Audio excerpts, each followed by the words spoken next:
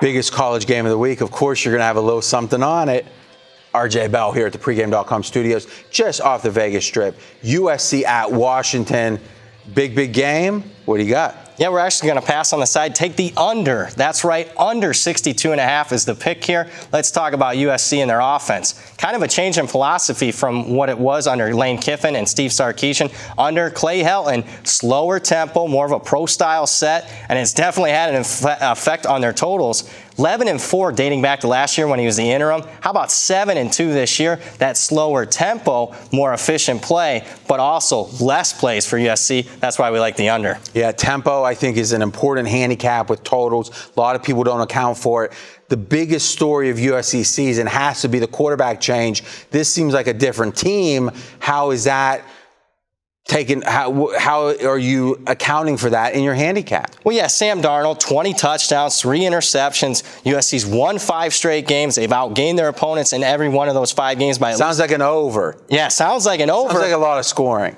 But not. The under's 5-0. Now, why? Well, they're efficient on offense, but they're also not making any mistakes, not setting up the opposition on short fields, which creates scoring opportunities. Also, the efficiencies leading to longer drives, less plays for USC.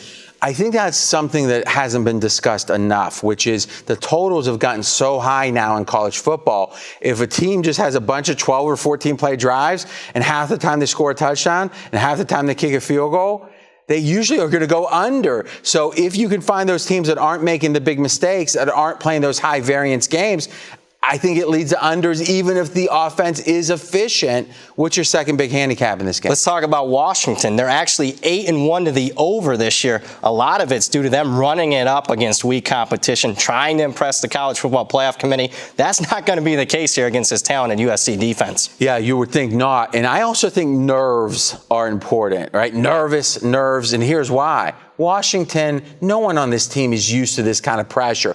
Everyone's watching them. They know if they win out, they're going to make the playoffs. And what do we know about big games? Teams and the coaches and the players tend to get conservative. We see it in the first quarter of the Super Bowl pretty much every year. I think it's another advantage to the under. Let's make it official. Yeah, we're going to take under 62.5 here. Vegas isn't accounting for USC's slower tempo this year. And on the flip side, Washington's been going over. That's because they've been running up against weak competition. That won't be the case here. Add it up, under 62.5 your pick. More videos at pregame.com.